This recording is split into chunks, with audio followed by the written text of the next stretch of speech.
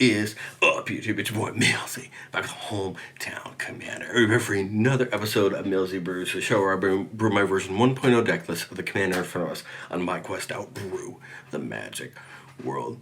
We are starting off Fallout content this week, and I am so excited. I think all these decks look really cool, but there's one deck in particular I like the most, and that's what we're starting out strong this week, and that is Ceasar's precon fully upgraded. This is the list that I'm actually going to be testing out if you're interested in that. And going up today as well is going to be my 10 card upgrade. So if you're interested in that, I'll have that down in the comments section below. As far as Ceasar goes, I think there's some pretty easy ways to take this deck. First, let's talk about Ceasar. Ceasar, 4 mana, 4/4 human soldier. Says whenever you attack, you may sacrifice another creature. When you do, we get to choose two. Make 2 red-white soldier creature tokens that are tapped and attacking. Draw a card and lose a life, or it deals damage equal to the number of creature tokens you control to target opponent. Now, all 3 of those effects are really useful, but the 2 we care about the most are the first one and the third one. Making the tokens tapped and attacking, and then dealing damage equal to the number of creature tokens you control. So how are we going to do this? Well, we're going to make tokens, and specifically I'm going to talk about ways to make tokens when we attack, so we can take advantage of this Ceasar attack trigger as well. We're going to buff those tokens, so when those 1/1s come in, we're going to make sure they're coming in and dealing damage to our opponents. And then we're going to talk about a couple key cards I want to add to the deck to make sure that we're using Ceasar's effect for more damage. So the cards we're looking to make tokens on attack, I'm sure these are the creatures you've seen before when it comes to these Mardu colors and making tokens on attack. But cards like Adeline and Impicall do a very good job at making tokens on attack that come in tapped and attacking. Now that may not be particularly important to some people, but to me, when we talk about buffing our tokens, if we can buff all tokens and not just those soldiers that come in, any of these things coming in are going to be a net benefit for us. And remember that any tokens we create are going to factor into Ceasar's ability that we're going to talk about later. Now, Muriel, her ability is still very helpful because it still makes us tokens. Those tokens just don't come in tapped and attacking, but again, they'll still factor into Ceasar's ability. But what I like about Adeline and Impicall specifically is neither of them need to attack for their abilities, whereas Muriel does, and those tokens can then be used right away with how we stack our triggers to use Ceasar's ability. And I'll talk more about how we're going to stack our triggers with Ceasar once we get a couple slides in. Well, it's not just those 3 that we're going to use. There's a couple 3 cards here, a couple more cards I really factored in. The first one that I thought of immediately was Rabble Rousing, a 5-mana enchantment with Hideaway. This is when it comes in, we look at the top 5, put a card underneath it. It says whenever we attack with 1 or more creatures, we create that many 1/1 citizen creature tokens that if we control 10 or more creatures, we can play that exiled card without paying its mana cost. What I love about Rabble Rousing is this is going to always make us tokens every time we attack, meaning no matter what, we are just compounding the amount of tokens we have, and for Ceasar's ability, it's going to come really in handy. And then with Mardu Ascendancy on the opposite side, whenever non-creature you control attacks, we put a red goblin on the battlefield tapped and attacking. You'll start to notice that this deck cares a lot about attack triggers. And in a lot of ways, this is my way of making an Ishin deck without actually using Ishin. And we're going to talk about Ishin in just a second. And then Krenko, Tinstrig Kingpin, of course, a classic red commander in its own right, putting a counter on it and making gobos. Now, the bad part, of course, is those gobos don't come in tapped and attacking, but again, with that Ceasar's third ability, just dealing damage equal to the number of tokens we control, I don't think we mind because they're still going to count for that factor in. Well, how are we going to buff our tokens? There's plenty of ways to do it. I think we really want to put some money into this category, though, using things like Flowering of the White Tree, which buffs both our legendary creatures like Ceasar and our tokens. War Leader's Call plays a great double role in this deck, buffing all of our creatures by +1/+1, and dealing a damage to our opponent each time these tokens come in. Yes, we can double down on this effect with effects like Impact Tremors and Perforos if we want to, but I've chosen to try to factor a little bit in more towards buffing them up so that way those tokens that are coming in tapped and attacking can really hit hard. And then Coat of Arms is one of those cards that's probably just going to end the game for us. Each creature gets +1/+1 for each other creature on the battlefield that shares a type with it. This is going to make any of those tokens that we're making come down and hit hard. Coat of Arms is probably one of those cards that if you see it in your opening hand, you really want to keep it because it's one of those ones that once we get a half-decent board state going, it's really going to end the game. for us. So we talked about Caesar's last ability, right? It deals damage equal to the number of creature tokens you control target opponent. Not each opponent, but to target opponent. But again, we can stack our triggers functionally so that all of these attack triggers go off before Caesar's trigger. And we can make sure that we're getting the maximum amount of damage to one opponent. But the first two cards I thought of when I looked at Ceasar were the two cards you see to the right. Mishra Claimed by Gix and Commissar Severe Rain, because they have very similar abilities, right? Mishra says whenever you attack, again, doesn't even have to attack for its own ability. Each opponent loses X life and you gain X life, where X is the number of attacking creatures. Severe Rain does a very similar thing. But it's whenever it attacks, each opponent loses X life, and we gain X, and we don't gain X life, it just loses X life, where X is the number of other attacking creatures. So the wider board state we go, the more damage. But the cool part about how we can stack triggers is that, let's say I have that Mishra and that Adeline on the board at the same time. I can move to attack. I'm going to put Adeline's trigger on the stack first, making that 1/1 attacking everybody, and then Mishra going off, which is going to see those creatures that are attacking, because they are attacking. They didn't declare an attack, but they come in tapped and attacking, meaning that they're considered attacking for these abilities, the two abilities on the right, and are going to bleed for more damage. So these are the kind of abilities that kind of act as secondary kind of commanders for our deck, right? They're all trying to do the same thing. It's just Caesar kind of gives us that double dip of giving us tokens and that ability to one opponent, right? Whereas Mishra and Commissar do it to all opponents.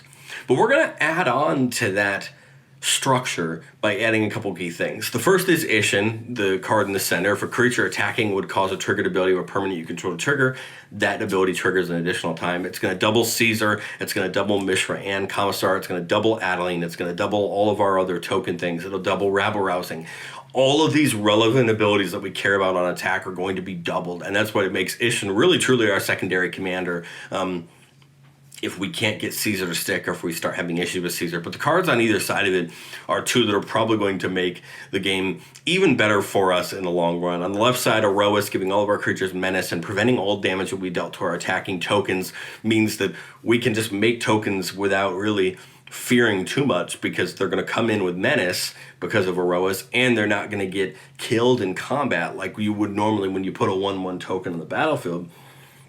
But flipping over to Gold Knight Commander, whenever the creature comes in, creatures we control get +1/+1 on turn, meaning something like Rabble Rousing not only is going to create a tough situation for our opponents on Caesar's ability, probably just doming somebody for 15 or 20 damage, depending on what time, where in the game we are.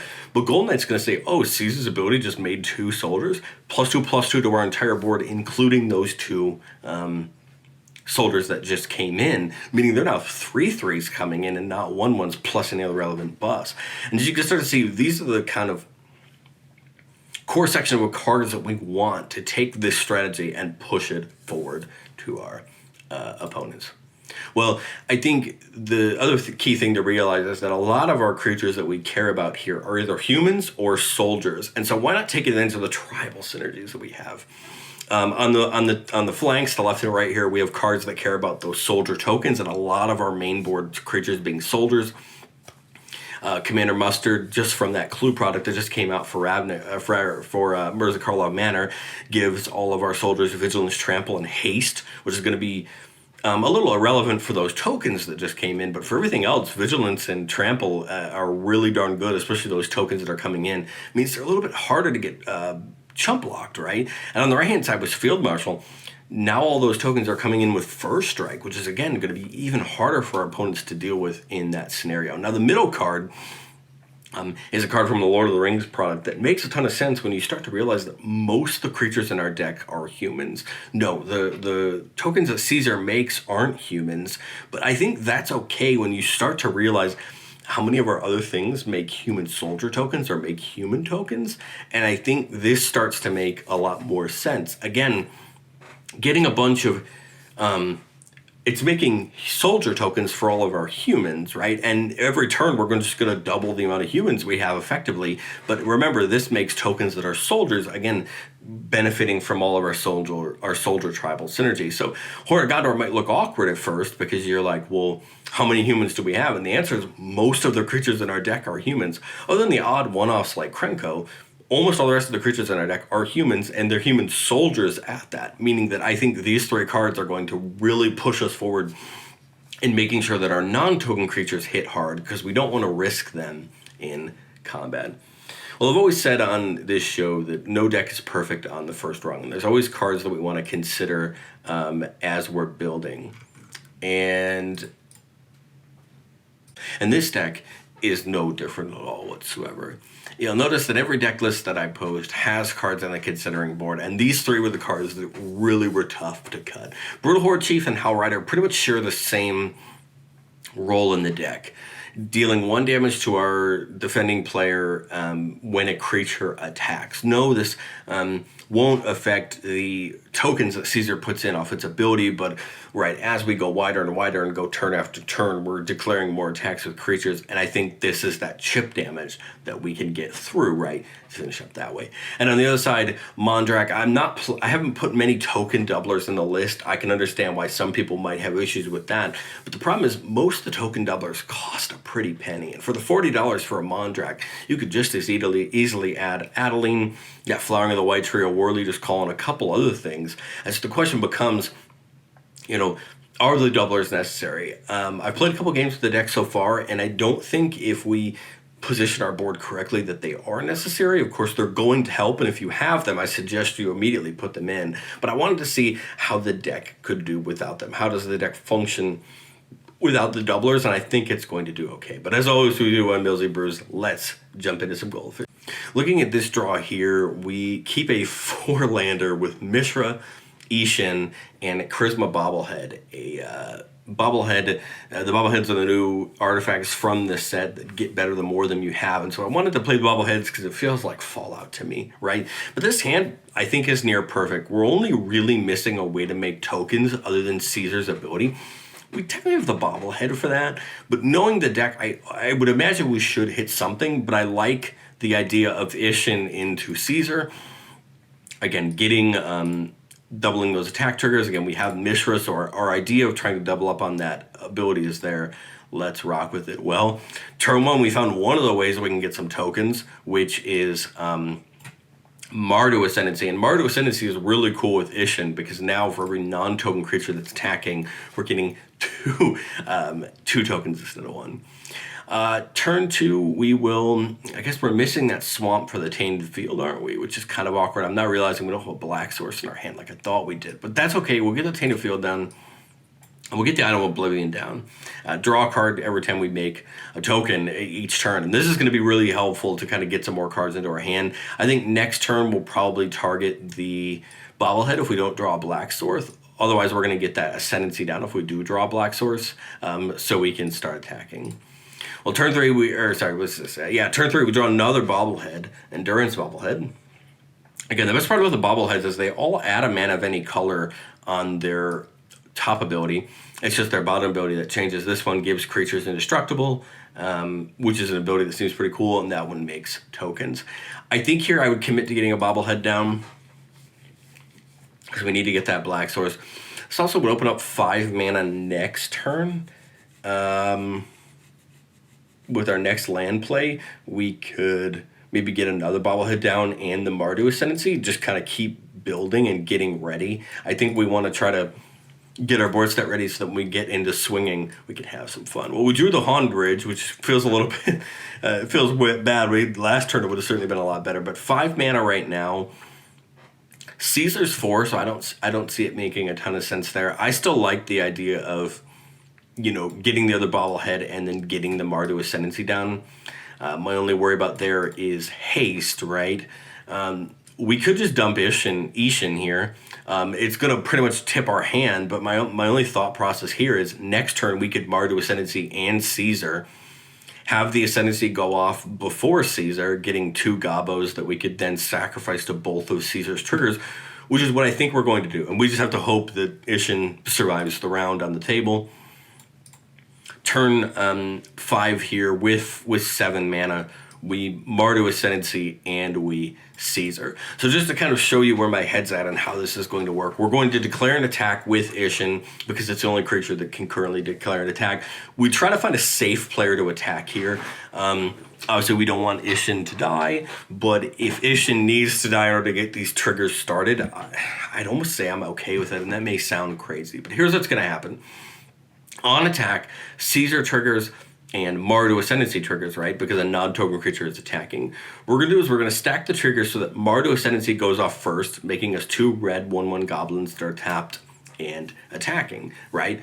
Then we'll be able to make both of Ceasar's triggers go off. For the first trigger here, right, we're going to sacrifice one of the goblos that just came in, make 2 1/1 soldiers, and I think I would probably... Let's see. If we do this at the moment, we're only dealing 2 damage to a target opponent. I think I'd kind of rather draw off this first trigger. Ooh, this is a killer draw there for next turn. The second trigger, we sack the Gobbo, and now we're going to go up to 4. And I think we could probably dome somebody for 4. Or again, we could draw here. We're going to already draw 1 more card off the Oblivion, so I think it would be up to you. I think I would rather draw here, get access to more things. Now we have 4 1/1 soldiers that are attacking and Ishin. Again, place those soldiers wherever you want. Try to keep them out of harm, but worst case scenario, if you need to do it, you need to do it. We can tap that Idol of Oblivion to draw 1 more time this turn because we did make a token. And I think the only hinge to this board state now is, can we survive with both of these on board until our next turn? If someone wipes us here, we're in a rough spot, but we can rebuild, of course, by getting something back down. The cool part is that most of our permanents aren't going to be faltering to a normal board wipe, a creature board wipe. Now, of course, Farewell is always going to be the thorn in our side. We'll move here into turn 6. Remember, this is a turn 6 with a Ceasar and Ishin on board. We put the Savai Triumph on tap. We still have 7 mana. There's a couple arguments for what we can do here. Coat of Arms would potentially end this game or get at least 1 player out, right? Because we have 4 soldiers right now, unless any of them died. Let's say at worst 2 of them died. After Caesar's double trigger here, we're going to be up to 6 of them, making each of them 5/5s, which make them a little bit harder to deal with. We could also, if we wanted to, Erois into Flowering of the White Tree this turn to make them all 2/2s. But I really think I like Coat of Arms this turn, because then even if we don't sacrifice those goblins, the goblins are still buffed up. But I really think I would, let's see, 7 mana. We could actually Coat of Arms and Flowering of the White Tree, giving now these guys +2/+1 and ward 1, making sure maybe they can now attack. Now the cool part is Caesar's going to get the buff off the Coat of Arms because all of those are soldiers. Ishin won't, but Ishin probably doesn't need to attack now, right? We're at a state where Ishin probably no longer needs to attack. We have a non-token creature to attack for the purposes of Mardu Ascendancy. The only reason it might be good to attack with Ishin is to double trigger, quadruple trigger Mardu Ascendancy, right? Get 4 triggers instead of 2 if we really wanted to make sure we don't have to sacrifice any of the soldiers off of Caesar that we made last turn. If we could protect Ishin being a 5/5 at this point, I think we take the attack. If we can't, no worries. Actually, he's not a 5/5. He would be a 6/6 at minimum because of the Coat of Arms and Caesar being a human. But basically, what I would view for this attack would be declare Ishin and Caesar. Someone be mindful of who we're sending Caesar to here, because it's going to get a big glow up once we're done with the triggers. And so I'd want to make sure that Caesar's hitting pretty hard in combat. We would put both the triggers of Mardu Ascendancy off first, making, if we attack with both of them, 4 goblins. And then for Caesar's both abilities, I would just, again, sacrifice the goblins so that we get more soldiers and we get more of the buff on the soldiers that were already there and the soldiers on Caesar. Caesar would be, let's see, it was 4 from last turn. At minimum, it was 2. We get 4 more, so that's 6 soldiers up to 8. So this could potentially either be a 9/9 or an 11/11 slamming into somebody now, +2, so 13/12 slamming into somebody. All of those soldiers are now 7/7s, 8/8s that our opponents now have to deal with. And this could potentially knock someone out if we're smart. If someone's pretty wide open, this could knock somebody out and start to present huge problems for our opponents. And then we're just going to draw off that idol of Oblivion because we made a token this turn.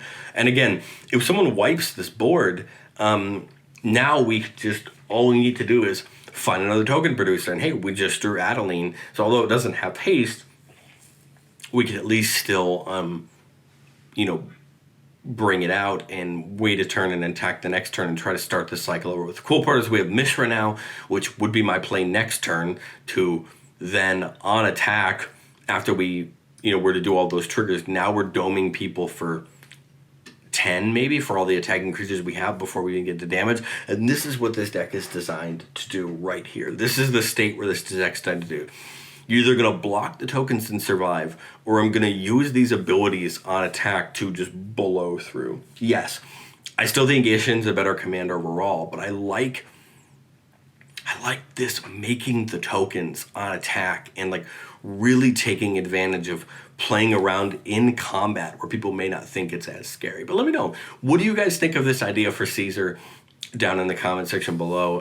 This is a deck that I'm really excited to build, and so if you're interested in that, let me know down in the comments, and I'll happily update you guys on its progress. But that is all I have. Thank you guys so much for watching, and I'll catch you guys next time.